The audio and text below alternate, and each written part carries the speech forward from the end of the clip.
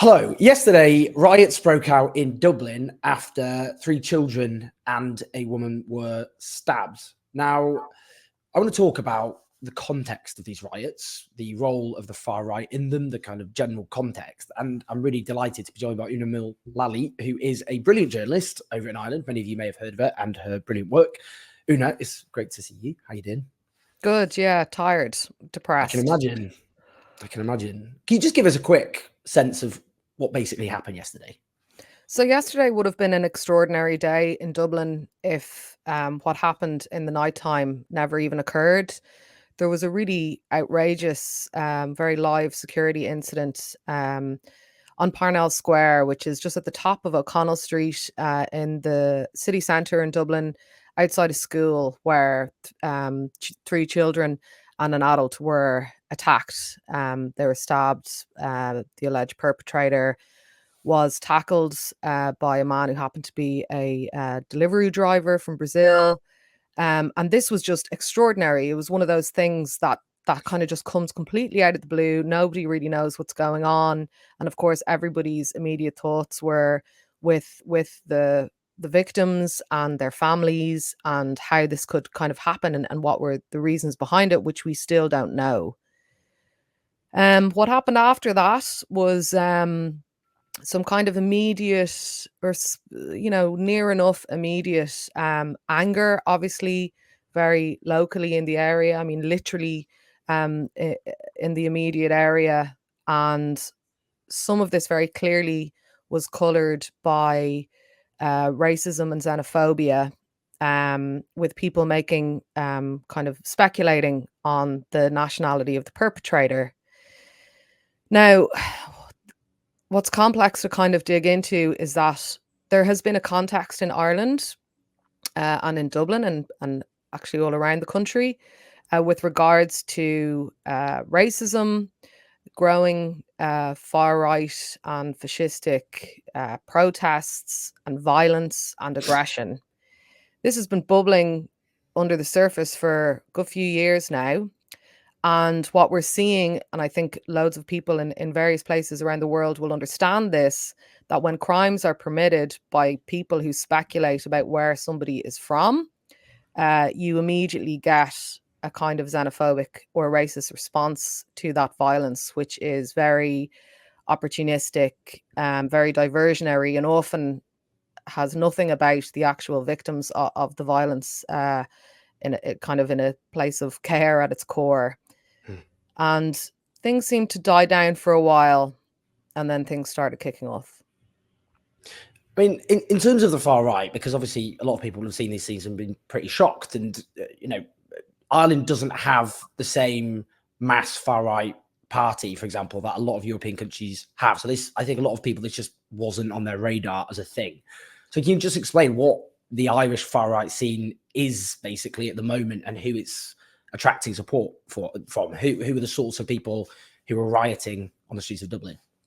So while we don't necessarily have a mainstream political movement, although of course there are plenty of politicians who say inflammatory things, what we do have is a disparate but often quite organized collection of groups and individuals who have been protesting, organizing, and agitating in local communities. And then, as the pandemic became a catalyst for a lot of conspiracy based protest and disinformation, in wider protests as well.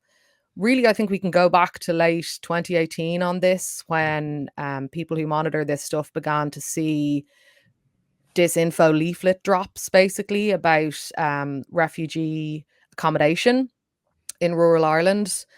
And when the war in Ukraine broke out, and obviously there was a refugee crisis in Ireland, as there has been all over Europe, that began to kind of gather steam about all of these cliches and talking points that we understand from far right and racist factions around unvetted military age migrants and this kind of stuff.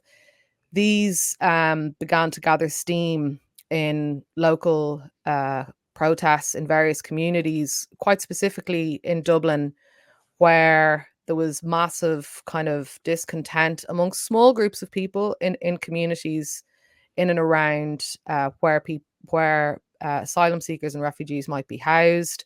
And those protests quite quickly became very aggressive, and they also became characterized by xenophobia and racism. And then you have the online layer of it, where agitators who are using community unrest, resentment, or discontent to really, really stoke this kind of stuff. And we've seen some quite large far right and quite racist protests take place in Dublin city centre, which I've been attending and observing and reporting on, and where the atmosphere has been really dark. And this kind of context is what's providing for this reaction, this kind of piggybacking on any kind of xenophobic opening to instigate violence against the Gardaí and to articulate racist points of view.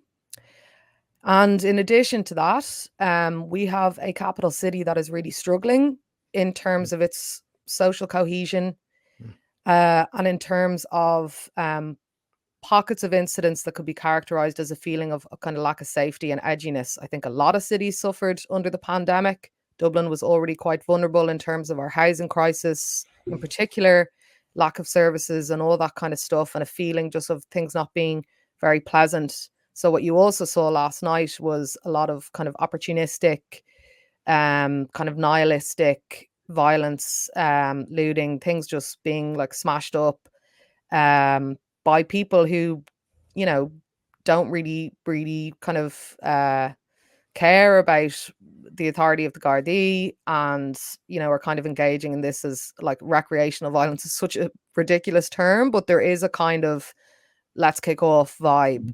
So it's a confluence of those kind of things.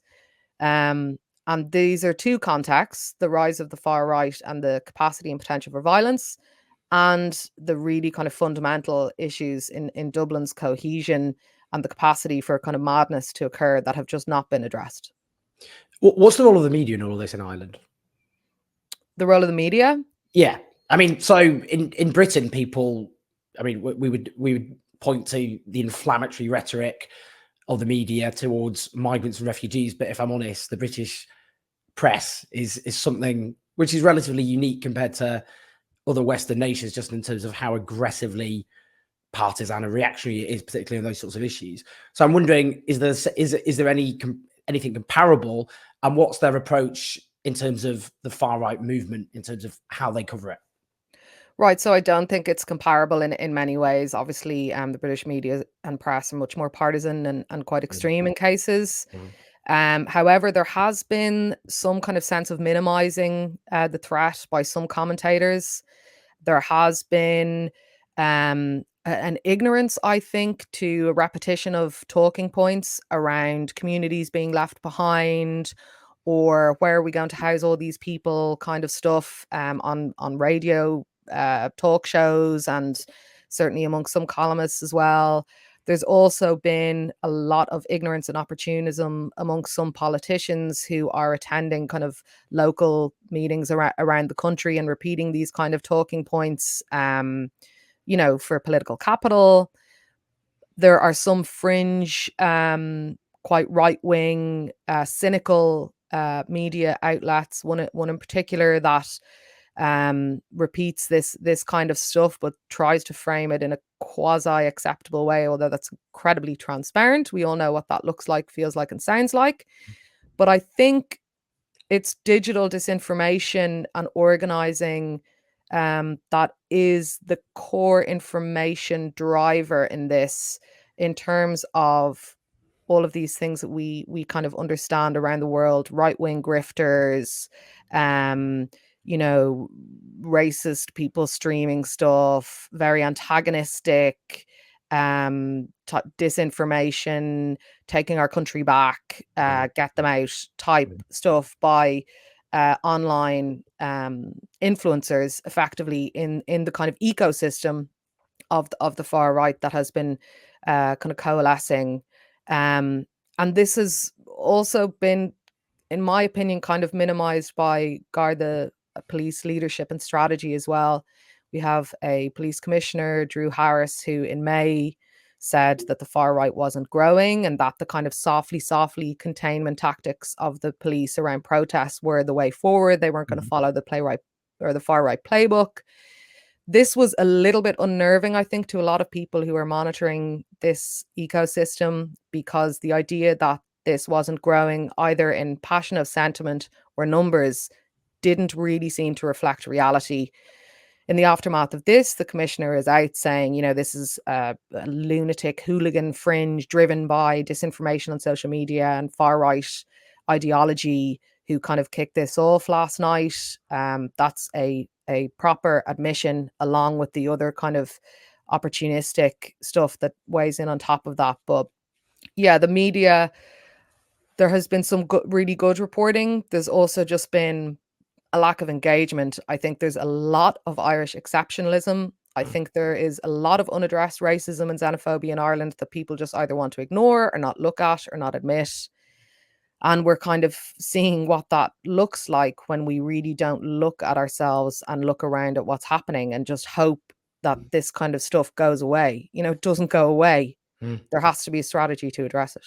And just very finally on that, this must be quite a shock for those who perhaps were naive or weren't appreciating the scale of the threat. So what next? Do you think, you know, is there a sense of what response will come, particularly from progressive forces, to deal with there's an example of that far right extremism within Irish society, which has been unaddressed? I mean, it's a good question. There was like a lot of people arrested last night for things like criminal damage and stuff like that. I would like to think that there would be a intelligent political response that moves beyond just characterizations of thuggery. We actually need something much broader and deeper in order to address this. And we need a policing response where people actually feel safe in the city, which sometimes people don't. It is a city, you know, mad things happen, but this is quite different. I don't know what happens next. I mean, I think last night was extraordinary. I think lots of people who have been writing about this stuff are shocked but not surprised. I think a lot of people in the city are very depressed at things kind of falling apart. But we need to get real, you know. We need to stop being so exceptionalist about it. We need to stop dog whistling amongst mainstream politicians with regards to how much room Ireland has. Our you know, housing crisis amongst asylum seekers and refugees is underpinned by a horrific housing crisis that is causing huge amount of mental stress for a lot of people. So this is a really complex issue, but you know, this idea that people in Ireland are somehow magic and sound and, you know, will never kind of gravitate towards this kind of politics is, you know, it's an absolute myth. And something needs to be done now. I honestly don't know what's going to happen next. Brilliant stuff, you know, unsettling, but really fascinating and thorough exposition of exactly what's happening. Really appreciate you joining us. So please like and subscribe, do share this video, but thank you so much to Una. That was brilliant.